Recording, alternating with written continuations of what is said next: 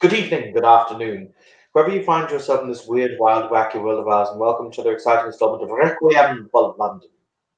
Yes. Uh, this evening's scene is set under the big top of the Cirque de Macabre, currently performing in a large public park in Camden, which has become the circus's new temporary slash permanent residence. The circus itself has been going on for about 2 hours at this point. The final act has just ushered itself off stage, and a single pole of light descends from one of the the great lighting apparatus above to illuminate the center of the ring, where in the center the ringmaster stands. He has his top hat knocked down, covering his eyes, and he's leaning on a cane. And he will say,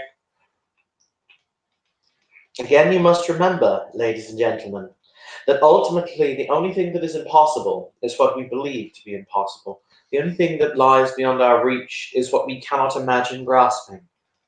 And the only thing that we should never have are those things that we convince ourselves are taboo, forgotten. So I leave you tonight, as I leave all of my guests, with a question.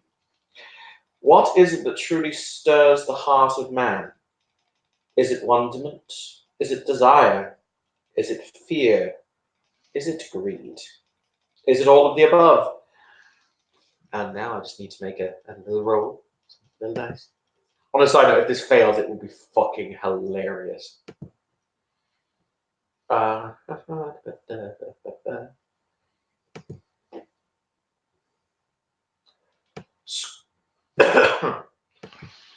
Screw it, I will spend a blood point for this because you know what? I'm a fancy bitch. Oh, also, we're in the Temple of Damnation, which increases the requisite of that. So it becomes 7 plus 3 is 10 plus 3 is 13.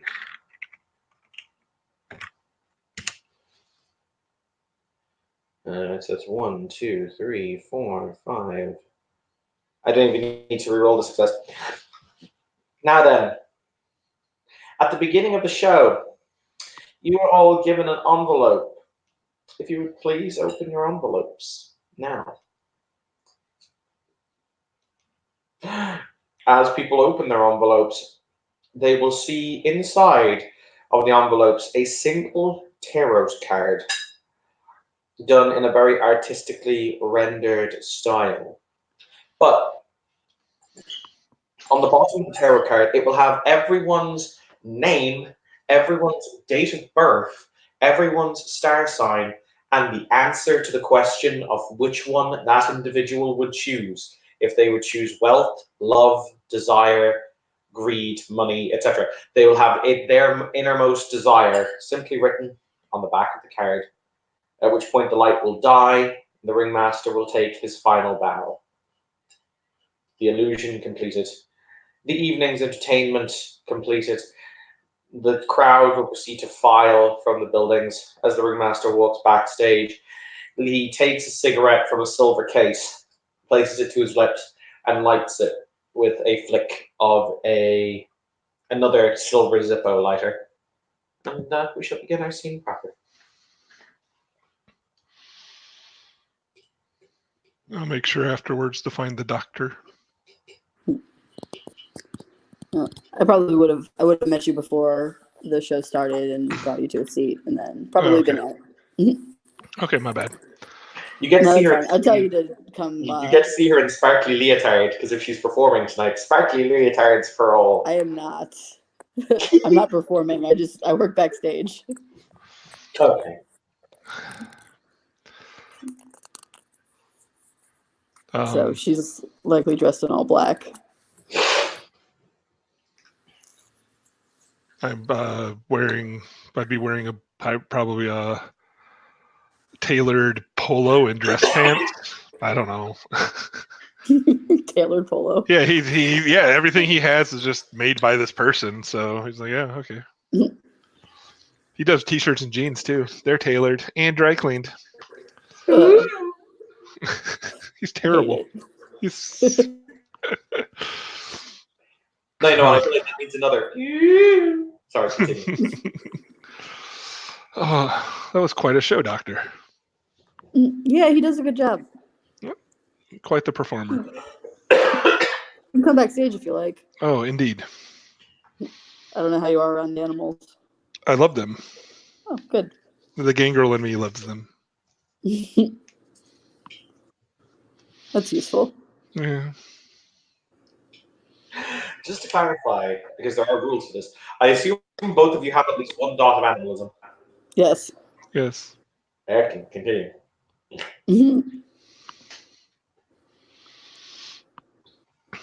So she'll take you kind of to like a backstage, almost like a kind of set up like a stable area where horses and the different animals would have been brought back to, and they're all kind of separated into different compartments. And she sort of goes around, checks them, feeds them, some of them. There's people sort of all over the place. Ah, so pretty.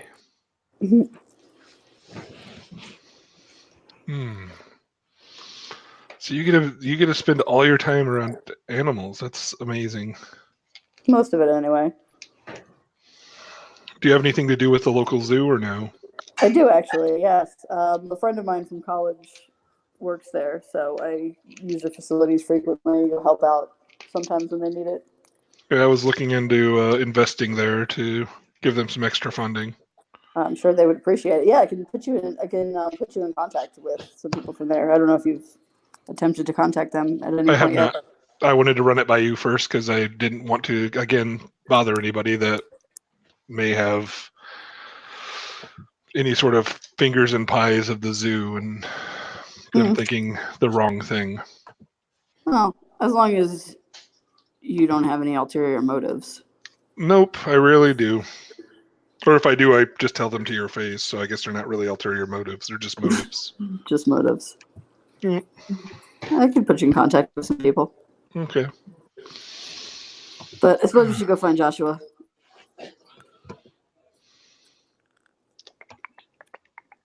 I assume there's some sort of a green room area you would be in. Yeah, he's more than likely, basically, he has a dressing room, so he's more than likely in his dressing room. So she'll give you kind of the backstage tour, show you, quick tour of the things back there, and then eventually make it around. There are quite a lot of creepy clowns. There are a lot of freaky clowns. They don't bother me. If Anthony's character is around, I will mutter. That one would bother me. Because I don't have a choice. That one just bothers me a little.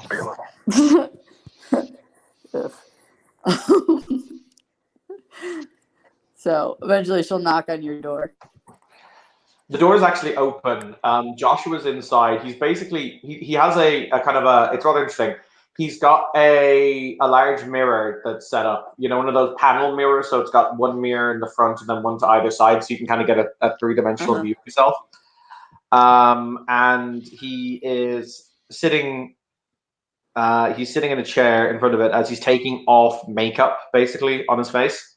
And he's basically stripping it off. He's clipping off. He wears hair extensions and whatever else have you. So he's clipping them off.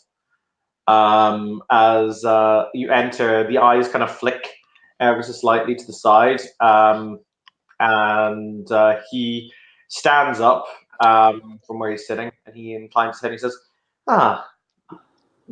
question: did you inform him that we were having company, or did you not?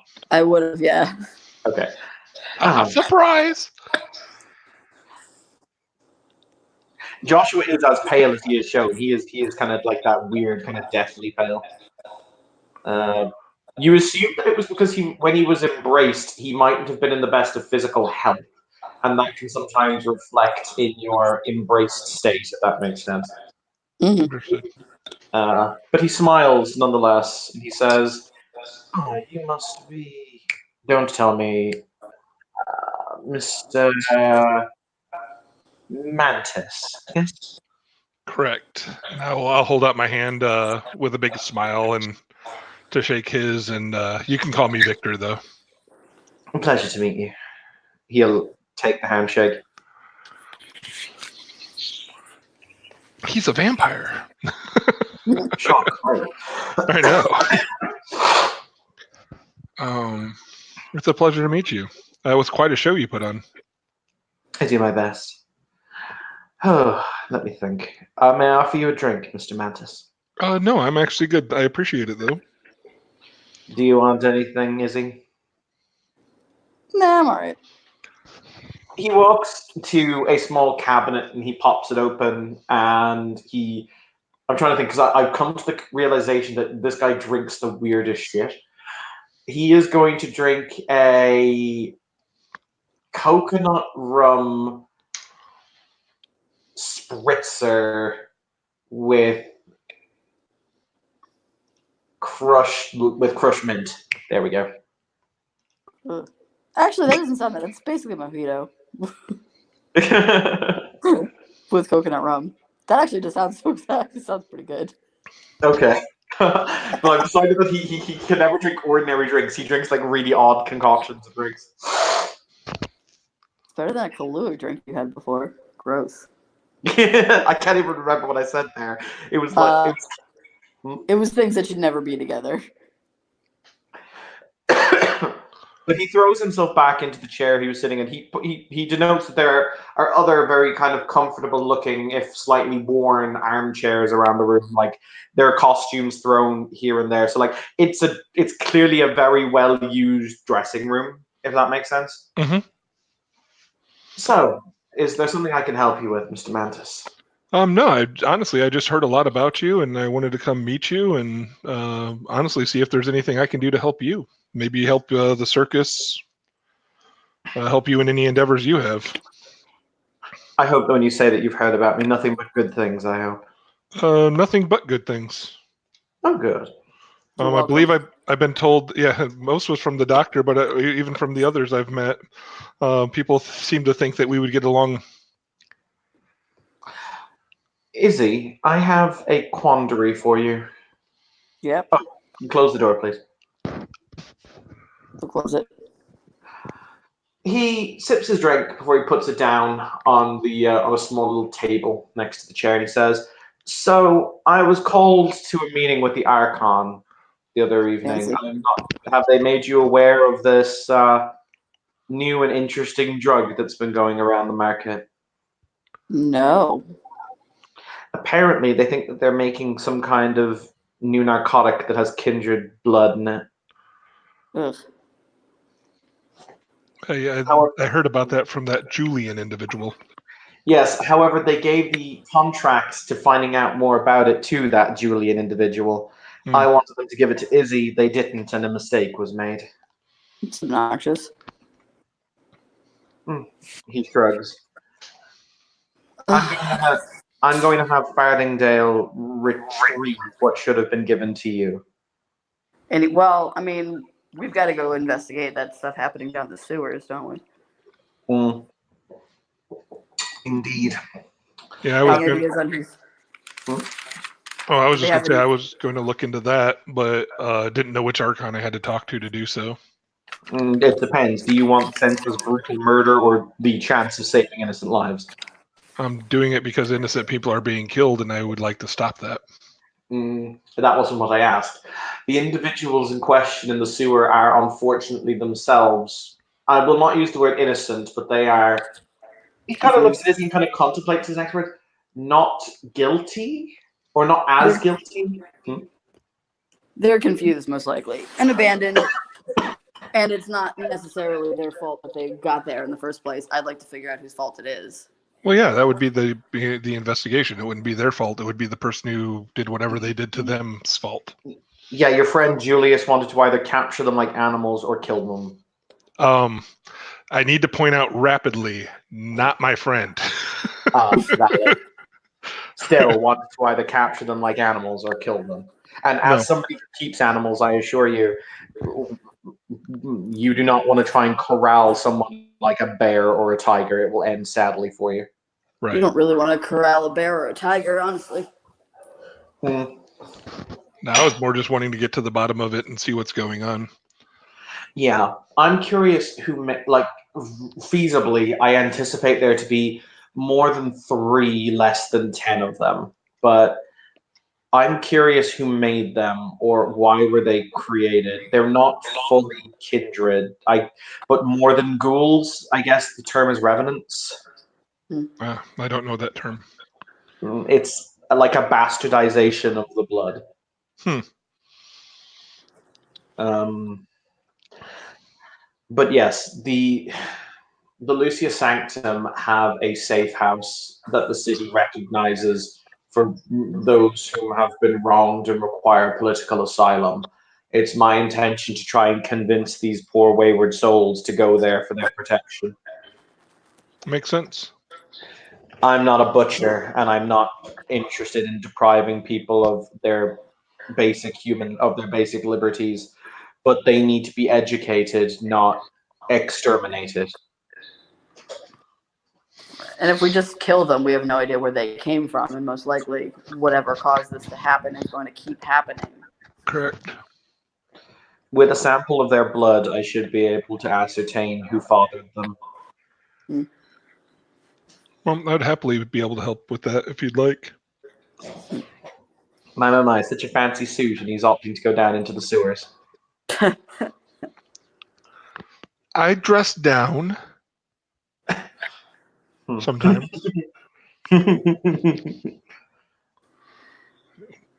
So do they know anything about where the drugs are coming from or what territories they're in? No, however, I've agreed to hold shall we say, I've agreed to start tweeting some interesting things on social media, like, well, how would I say? Like that we may be hosting a rave in one of the unused tube stations in London. And let's face it, like this ain't no party like a circus party because a circus party got clowns. Oh, good. So we're right where these little wayward children are. We'll just throw a party out as bait. Is that the plan? I'm planning to hit 2 birds with 1 stone, yes. I believe that the rave will more than likely either attract the attention of the wayward children, in which case we will intercept them before they become an issue, and also it will lure out drug dealers who will more than likely be selling this narcotic, so I might as well kill 2 birds with 1 stone. Good thing children are stupid and easy to catch. They're also not fully us. I mean, I can be discreet. I don't know about you. I can be discreet. I don't know about you. But my point is more the fact that they don't have all of the abilities that we possess. Understood. You never told me, Mr. Mantis, are you a member of any of the covenants in the city? I am a member of the Invictus. Oh, you poor unfortunate soul. No, in all seriousness. Did you know that... What was that girl's name? The pretty Natalia? one. Natalia. Yes. She has opened up an interesting can of worms. How so? She seemed a little twitchy when I talked to her last.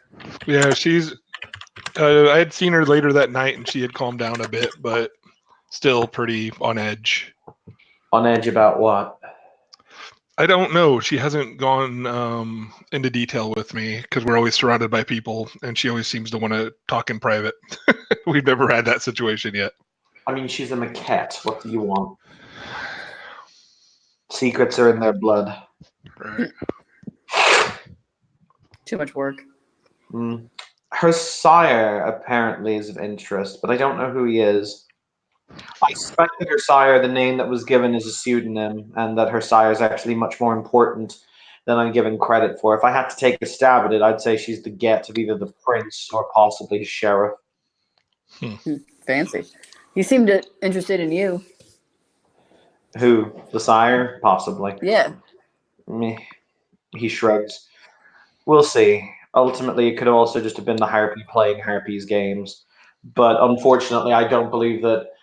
I believe that, with the exception of yourself and myself, nobody really endeared themselves to the Harpy that evening. Then you had Mr. Julian proceeding to rigorously, strenuously, and taking almost sexual pleasure from inserting his foot into his mouth. Yeah, it doesn't. I'm not shocked by that. He aggravated her the other night, along with the keeper, Mrs. Shade, or Ms. Shade. Shade, and Natalia got on the bad side of the Harpy as well. So How did Natalia get on the bad side of the Harpy? she pretty much sent her to go fetch Miss Shade, and the Harpy took offense to that. Oof. Kid. You Good ask, Lord. you do not tell. Or you tell somebody else to do it. That's why ghouls exist. That's why literally everybody else exists.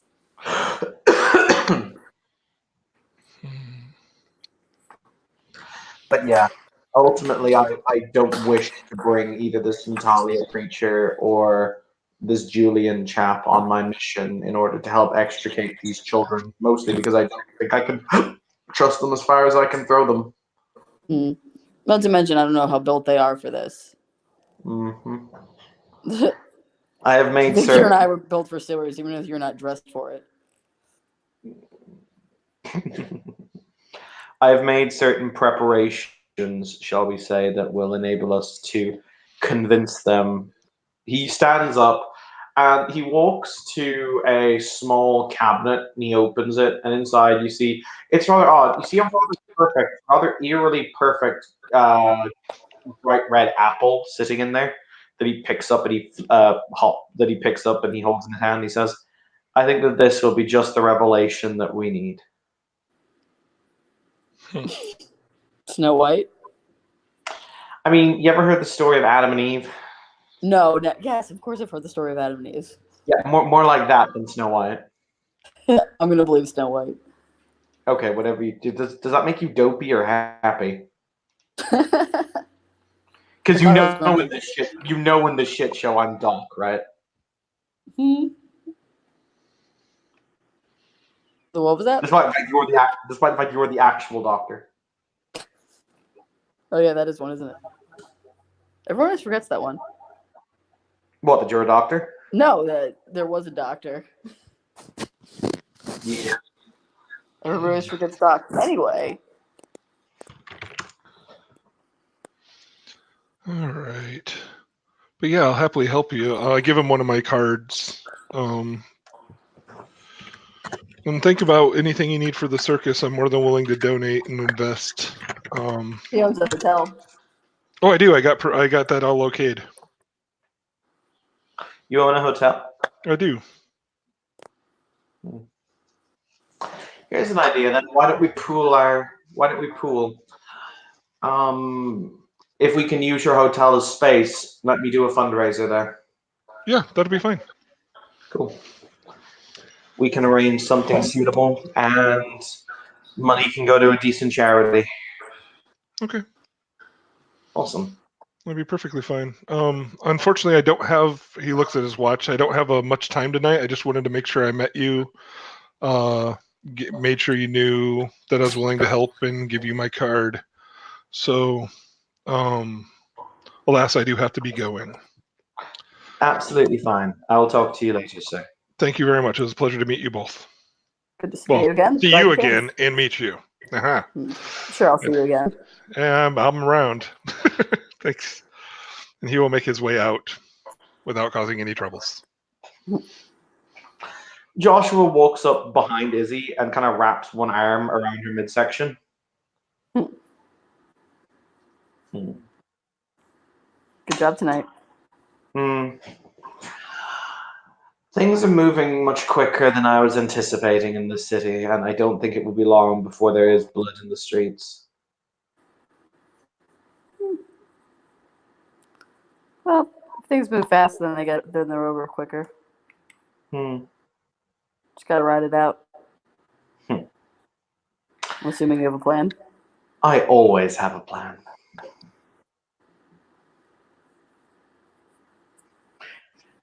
And with that, I think that's a good place. So thank you, players, for playing. Thank you, watch, for watching. This has been another season of Requiem for London. Have a pleasant evening.